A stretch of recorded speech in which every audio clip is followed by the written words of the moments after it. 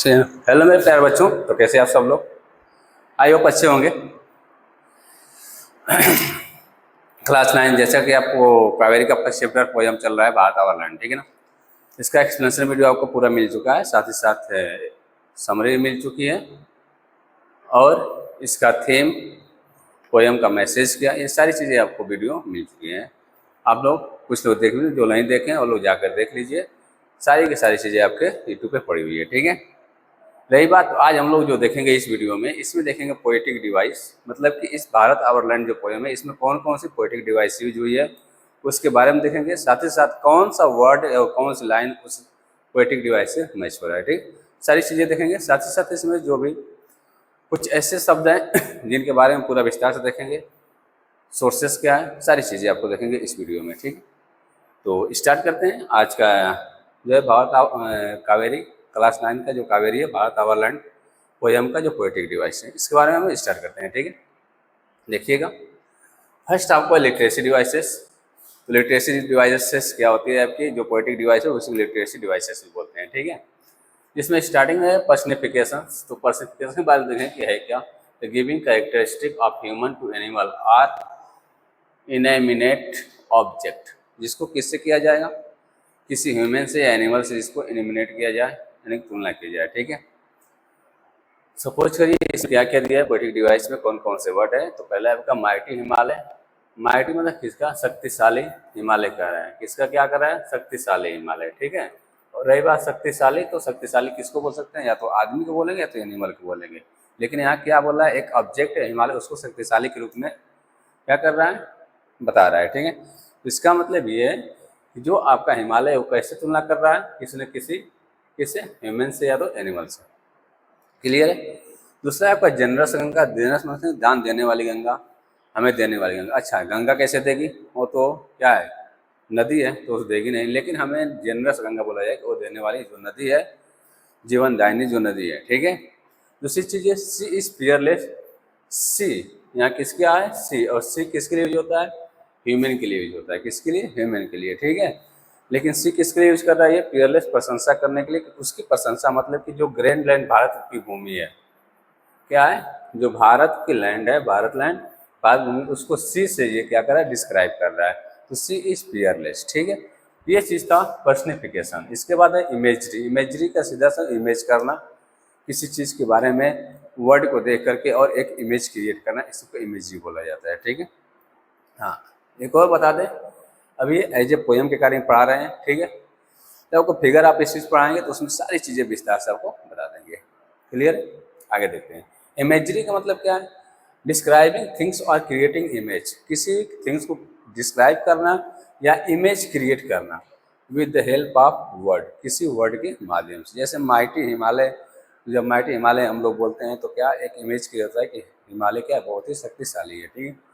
The Sunny golden land, ठीक है, तो हमारी भूमि एक ऐसा है, सनी गोल्डन यानी सुनहरी और चमकीली भूमि है, ठीक है ना। ब्राइटनेस वाली भूमि है, सुनहरी भूमि है, मतलब कि ये गोल्डन के जैसे है नहीं, लेकिन एक इमेज क्रिएट हो रहा है, कैसे भूमि, सुनहरी भूमि है, यानी द सनी गोल्डन लैंड है, ठीक है। सेकेंड देखेंगे इसमें और क्या है, एलिट्रेशन। एलिट्रेशन ये क्या होता है, repetition of same letter sound in proximity, जिसमें सेम साउंड या सेम लेटर क्या हो, रिपीट हो, नहीं रिपीट हो, ठीक है। इसको अनुप्रास अलंकार बोलते हैं, ठीक। तो क्या होगा, जनरस गंगा, जी और G, H, H H H, P से पी और पी, आई बात समझ में। ये चीज़ें आपकी है। सेकेंड इसमें रेफरेन। रेफरेन का मतलब होता है कि कोई ऐसा सेंटेंस, ठीक है, जो क्या हो, रिपीट हो रहा हो, या ए पार्ट ऑफ ए सॉन्ग और पोयम, सॉन्ग है या पोयम का एक पार्ट है जो बार बार रिपीट हो रहा है। और मैं बता दूं, इसमें हम लोग देखे थे, क्या देखे थे, यहाँ देखिएगा, मैं बता दूं, पोयम दिखा दूं आपको, मेरे पास पोयम है, हाँ आपको जरूर होगा। देखिए ये आपका पोयम है, और पोयम में देखिए क्या कह रहा है, सी इज फियरलेस लेट्स प्रेस, एक यहाँ पे रिपीट हुआ, एक लाइन यहाँ आई, क्योंकि एक पोयम का पार्ट है यहाँ। और इसके बाद हम जस्ट इसके बाद चलेंगे तो सेकेंड लाइन यहाँ भी है, क्या हो रहा है, ये पार्ट रिपीट हो रहा है। तो जो चीज़ें बार बार रिपीट होती हैं, एक पार्ट्स या सॉन्ग जो है बार बार रिपीट होता है, उसी को इलिट्रेशन बोलते हैं, ठीक है। ना चीज़ें आपको समझ में आ गई होगी। कहाँ थे हम लोग? यहाँ थे। ठीक है, तो ये था आपका क्या, इलिट्रेशन, नहीं रिफरेंस, सॉरी रिफरेंस था। ठीक है, ये था आपका रिफरेंस। तो रिफरेंस क्या होता है? A part of a song of or poem. किसी भी सॉन्ग और पोयम का जो पार्ट होता है वो क्या होता है? रिपीटेड, रिपीट हो usually at the end of each verse, और वो एंड में यूज किया जाए, मतलब बीच में नहीं, रिपीट तो हो लेकिन एंड में। यहाँ देखिए मैं दिखाया था ना, कहाँ आपको दिखाया हूँ? पोयम में। आज पोयम आप देख सकते हैं, पोयम बुक का ही पोयम है, अलग से मैं इसको रीड नहीं किया, और सेम टू सेम बुक का ही है। ये भी वर्ड्स के एंड में, मतलब स्टेंजा के एंड में। और यहाँ भी क्या हो रहा है देखिए, यहाँ भी आपका स्टेंजा के एंड में ही यूज हो रहा है। ठीक है, तो ये रिफ्रेन हो जाएगा। क्लियर है रिफ्रेन? अच्छा, अब आगे चलते हैं। ये आपका रिफ्रेन हो गया। रिफ्रेन के बाद हम आगे चलते हैं। ठीक है, नेक्स्ट आपका जो पोएटिक डिवाइस है वो है हाइपरबोल। एक और है हाइपरबोल। ठीक है, तो हाइपरबोल क्या है? Exaggerating a statement to make it comical. ठीक है, मतलब ऐसा जिससे कॉमिकल ना हो, जिसके क्या किया जाए, स्टेटमेंट को कॉमिकल ना हो, एग्जिस्टिंग ना हो। ठीक है, जैसे there's no equal anywhere on earth. ठीक है ना, आई बात समझ में? क्या है? There's no equal anywhere on earth, किसके बारे में बता रहा है ये? कि इसके जैसा पृथ्वी पे और कोई इसका मैच का नहीं है। या वो माइटी हिमालय के लिए बताया था, जेनेस गंगा के बारे में बताया था, और बात आवरलैंड की बताया था। ठीक है, विच अदर रिवर। ठीक है, ये जो लाइन है किस लिए है? आपका हाइपर बोल। ठीक है ना, अतिशक्ति जिसको बोलते हैं, बहुत ज़्यादा बोलने वाला। ठीक, हाइपर बोल। इसके बाद है रिटोरिकल क्वेश्चंस। ठीक है, a question that does not expect an answer, ऐसा क्वेश्चंस जिसका आंसर एक्सपेक्ट न किया जा सके। ठीक है, सपोज करिए पोयम में दिया था which other river can match her grace, क्या इसके जैसा कोई, ठीक है, रिवर मैच कर रहा है? तो बिल्कुल नहीं। ठीक है, what script is to name with them, इस उपनिषद जैसा कोई नेम मैच कर रहा है? तो बिल्कुल नहीं, मतलब इसका इन दोनों का कोई आंसर एक्सेप्ट नहीं होगा। ठीक ना, यानी एक्सपेक्ट कोई आंसर नहीं होगा। जिसका आंसर एक्सपेक्ट नहीं कर सकते वो क्या होता है? आपका रिटोरिकल क्वेश्चन। और एक लास्ट आता है इसमें, एल्यूशन। एल्यूशन क्या, इसके बारे में देखें, ध्यान से देखिएगा। Allusion a brief indirect reference to a person, place, event और literacy work meant to evoke a specific image or idea without explicitly explaining it। ठीक है, मैं बता रहा हूँ, बार बार बोल रहा हूँ कि अभी ये पोएम के अनुसार हम लोग पढ़ रहे हैं। इसके बाद जैसे फिगर आप इस चीज़ पढ़ाएंगे एज ए ग्रामर में, तो आपको पूरा विस्तार से इसको समझा देंगे। ठीक ना, मतलब कहीं कोई भी प्रॉब्लम होने वाली नहीं है। और जो भी पोएम हम लोग पढ़ेंगे उस पोएम में सारा पोएटिक डिवाइस के साथ साथ सब कुछ उस पोएम का मैसेज क्या है, सारी चीज़ें आपको पढ़ते चलेंगे, समझते हैं, सब कुछ पढ़ेंगे। ठीक है, ये नहीं कि बस इसी में नहीं, जितने पर सभी पोएटिक डिवाइस सारी चीज़ें देखते चलेंगे। इसमें का मतलब क्या है? A brief. ए ब्रीफ का मतलब ये है कि किसी पर्सन को क्या किया जाए, इनडायरेक्ट रूप से किसी पर्सन या व्यक्ति के बारे में बताया जाए। ठीक है, और literacy work mean to evoke a specific image और आइडिया, या किसी इमेज या आइडिया को स्पेसिफिक किया जाए। ठीक है, एक्सप्लिसिटी एक्सप्लेनिंग इट, और उसको एक अलग तरह से एक्सप्लेन किया जाए। इसमें तीन चीज़ें थी आपका, उपनिषद, ब्रह्म नॉलेज और बुद्ध एंड धर्म। ठीक है, इसका अलग से एक्सप्लेन किया गया था, अलग से, और इसका एक क्रिएट इमेज किया गया था। उपनिषद क्या है? एक ऐसी ग्रंथ है जिसके कोई मैच नहीं किया जाता, इससे जैसा कोई ग्रंथ नहीं होता है। ब्रह्म ज्ञान का मतलब क्या है? कि इस चीज़ से ब्रह्म ज्ञान यहीं से स्टार्ट हुआ था। और बुद्धा, बौद्ध धर्म को, यानी बुद्ध जी को ये क्या कह रहा है? गौतम बुद्ध को रिप्रेजेंट कर रहा है। ठीक है, क्लियर है? लिटरेसी डिवाइड आपको समझ में आ गया होगा। अगर नहीं आया होगा, थोड़ी सी अगर किसी को डाउट लग रहा है, आप कमेंट बॉक्स में कमेंट कर दीजिए। ठीक है, उसको मैं फिर दोबारा आपको अच्छे तरीके से समझा दूंगा। मैं टेंशन, आप लोग फ्री रहिएगा। ठीक है, अभी इस पोएम में क्या लिटरेसी डिवाइस है उसको बता रहा हूँ। अभी फिगर आप इस को पढ़ाना है, उसमें सारी चीज़ें लिटरेसी डिवाइस क्लियर हो जाएगी। ठीक है, आगे देखते हैं आगे क्या है। मैंने बताया था ना, हिस्ट्रिकल एंड कल्चर रेफरेंसेस। इसमें जितना रेफरेंस है हिस्टोरिकल एंड कल्चर, उस सब के बारे में हम लोग देखेंगे। उसका मतलब क्या है, वो किस लिए यूज हुआ है, सारी चीज़ें विस्तार से देखेंगे। ठीक है, क्योंकि जो रेफरेंस क्या है, रेफरेंस क्या क्या दिया था? उपनिषद का रेफरेंस दिया था, मैनी सेजेस का रेफरेंस दिया था। ठीक है, और किसका? डिवाइनेस म्यूजिक का दिया है, ब्रह्म नॉलेज का दिया है, ठीक है, और आपका दिया है बुद्धा का दिया है, और ए होरी एंटिक्विटी इज भारत का दिया है, ठीक है। ये सारी चीज़ें आपको देखने को मिलेगी। तो चलिए हम स्टार्ट करते हैं यहाँ से, ठीक है। यहाँ से हम स्टार्ट करते हैं हिस्टोरिकल कल्चर रेफरेंस के बारे में। मतलब कि ऐसे चीज़ें हैं जो शायद कहीं आपको नहीं मिलेगी। ये वीडियो आप कहीं भी ढूंढ लीजिएगा, जैसे मैं गारंटी के साथ कह रहा हूँ और दावा कर रहा हूँ कि जितने अपने आप को बहुत तुरम खान बन रहे हैं ना, कोई इस सब चीज़ों के बारे में नहीं बताएगा, ठीक है। बहुत मेहनत से और बहुत सर्च करके आपके लिए ये स्लाइड बनाई गई है और ये चीज़ें आपको दिया जा रहा है, ठीक है। पहला क्या, उपनिषद। उपनिषद क्या, इसके बारे में देखिए। जो रेफरेंस दिया गया था उपनिषद का, तो क्या है, the Upanishad are ancient Indian philosophical text forming at the last part of the Vedas. Upanishad के बारे में बता रहा है कि उपनिषद जो है एंशिएंट, प्राचीन, ठीक ना, फिलोसफिकल है, एक ग्रंथ है, और ये कहाँ पे, वेद के पार्ट, वेद होता है उसका लास्ट पार्ट होता है। दे एक्सप्लेन डीप आइडियाज, इसमें बहुत ही डीप विचार को एक्सप्लेन किया गया है अबाउट द सोल, आत्मा के बारे में। यहाँ आत्मा लिखा हुआ है, ठीक ना, आत्मा के बारे में, एंड अल्टीमेट रियलिटी, और ब्राह्मण के बारे में बहुत ही विस्तार से, बहुत डीपली इसमें वर्णन किया गया, यानी डिस्क्राइब किया गया है। इन द पोयम, अब देख इस पोयम में क्या है, in the poem they represent, ये रिप्रेजेंट करते हैं India rich spiritual wisdom and intellectual heritage.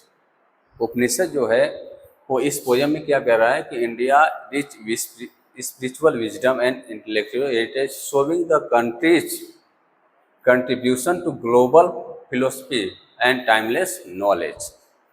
ये चीज़ें आपको इस पोयम में बता रहा है, ठीक है ना,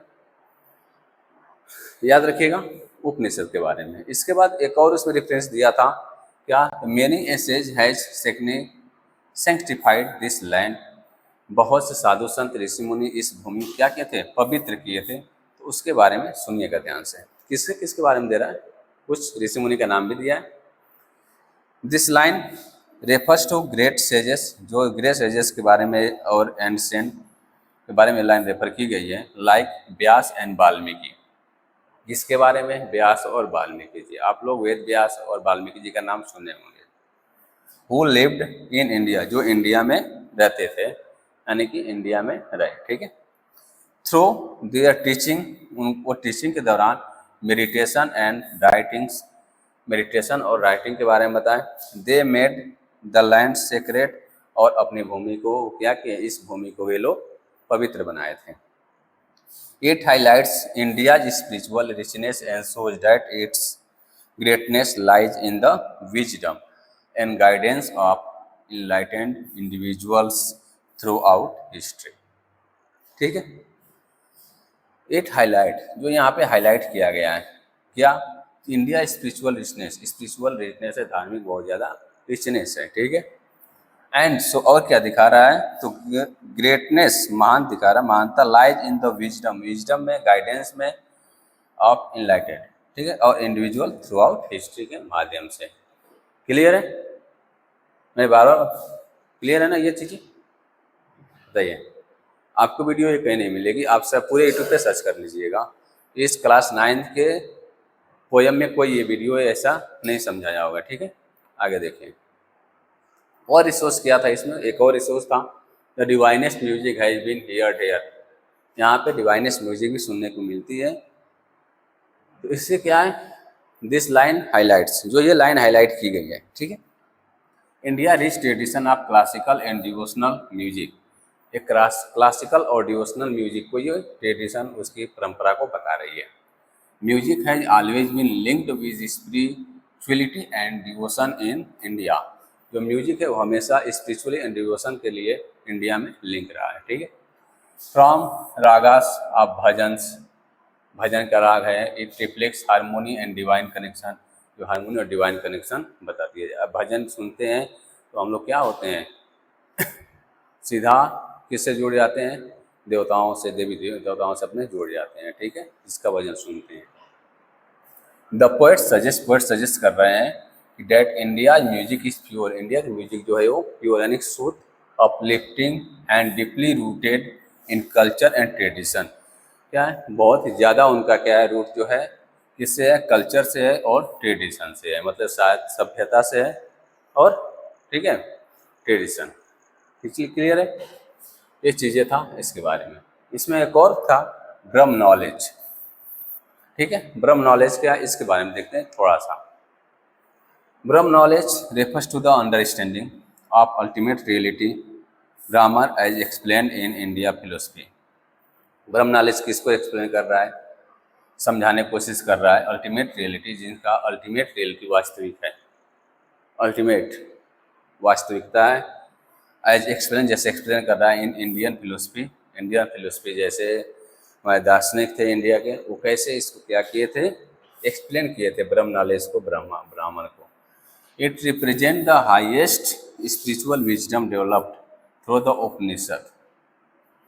क्या किया गया था? Represent the highest spiritual wisdom, किसके द्वारा develop? Through the Upanishad, Upanishad के द्वारा। इसको देखते रहिएगा सर, ये देखते रहिए, ठीक है, उपनिषद के द्वारा। एंड एंशियंट सेजेस, और प्राचीन जो संत थे उनके द्वारा। दिस शोज, इसमें दिखाया गया है India is a center of deep philosophical thought. India क्या है? सेंटर है ऑफ डीप, किसका? फिलोसफिकल थॉट का। वेयर पीपल, जहाँ पे लोग क्या करते हैं? Sought truth, self realization and universal knowledge. Self realization करने की शक्ति होती है, यूनिवर्सल नॉलेज की शक्ति होती है, इस ब्रह्म नॉलेज में बताया गया है। ठीक है, आगे देखेंगे। अगला स्लाइड क्या है? बुद्धा प्रीच्ड हिज धर्म हेयर। बुद्धा भी क्या किए थे? अपने धर्म का यहीं पे प्रचार किए थे। तो इनका सजेशन जो था इस लाइन से क्या रेफर कर रहा है? देखिए, this lines refers to Gautam Buddha. ये गौतम बुद्ध को रेफर कर रही है। Who thought the path of dharma in India, जो धर्म के रास्ते को सिखाए थे इन इंडिया में, यानी भारत में। इस टीचिंग वो सिखाए थे फोकस ऑन टू, सत्य पे फोकस करना, नॉन वायलेंस, शांति, and overcoming suffering. Places like Bodh Gaya, Sarnath are link to him, यानी बोध गया और सारनाथ उनसे लिंक है। ठीक है, it highlights India as a birth place of one of world greatest spiritual and moral teaching. ये हाईलाइट इसलिए किया गया है कि जो इंडिया है वो बर्थ प्लेस है, जन्म स्थान है इस world greatest spiritual and moral teaching की। ठीक है, इसके बाद नेक्स्ट देखते हैं आपका। हाँ, अगर कोई भी डाउट हो, समझ नहीं आ रहा तो आप कमेंट कीजिएगा, दोबारा इसको समझा देंगे। ठीक है, शॉर्ट वीडियो बता के आपको, एक एक का शॉर्ट वीडियो बना के आपको दे देंगे। ठीक है, बस आपको समझ में तो कमेंट कीजिएगा। आप very antiquity is Bharat. Very antiquity means होता है वेरी एंशियंट, बहुत ही पुराना। ठीक है, दिस लाइन हाईलाइट, ये लाइन जो हाईलाइट किया गया, India as one of the oldest civilization. India क्या है? बहुत ही पुराना सिविलाइजेशन है, सभ्यता है, नागरिकता है। ठीक है, with a rich history from the Indus valley to the Vedic period. कहाँ से? विंडस वैली का हिस्ट्री मिलता है, विंडस वैली। ठीक है, और वो भी कब? वैदिक पीरियड में मिलता है। ठीक है, बहुत पुराना। It emphasizes India's long cultural continuity, deep rooted tradition का भी रूट है यहाँ पे, timeless wisdom and shaped its identity over thousand of years. Thousand of years, हजारों साल पहले की इसमें पहचान मिलती है, जो प्राचीन हमारा भारत है। ठीक है, आगे देखते हैं और भी दिया है क्या?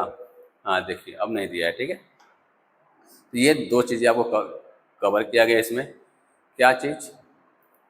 पोएटिक डिवाइस और रिसोर्सेज के बारे में बताया गया है कि रिसोर्सेज, पोएटिक डिवाइस क्या होता है, रिसोर्सेज क्या होता है। ठीक है, वीडियो छोटा ही रहेगा लेकिन बहुत ही ज़बरदस्त रहेगा। मैं बता रहा हूँ, एक एक वीडियो अगर देख सकते हैं तो पूरा का पूरा आंसर कहीं से आए तो आप लिख सकते हैं किसी भी तरह का। ठीक है, डरने की कोई ज़रूरत है नहीं। ठीक है, और मैं यही बता दूं कि जो अभी मैं वीडियो बनाया हूँ इस पोयम का, रिसोर्सेज का, ऐसा कहीं नहीं मिलेगा और कोई नहीं बताएगा। ठीक है, सर्च करके देख लीजिएगा। आई बात समझ में? चलिए, तो ये था। अब नेक्स्ट वीडियो हमारी जो आने वाली है, किसकी आने वाली है? क्रिटिकल थिंकिंग, आपकी जो आंसर दिया है उसमें और उसके बाद उसका जो नेक्स्ट वीडियो, दो वीडियो हो रहा है कि एक इम्पोर्टेंट मोस्ट इम्पोर्टेंट क्वेश्चन का आएगी, जो खुद से बनाया हुआ क्वेश्चन होगा एज ए एग्जाम बेस। ठीक है, बस आज के लिए इतना ही। अगर स्टडी अच्छे से हो रही है और अच्छे से समझ में आ रहा है तो और बच्चों को शेयर कीजिए। ठीक है, ताकि वो भी अच्छे से सीख सकें ऐसी चीज़ें जो कहीं नहीं बताई जा रही है, सिर्फ इस जगह मिलेगी, इस चैनल पे मिलेगी। ठीक है, बस आज के लिए इतना ही।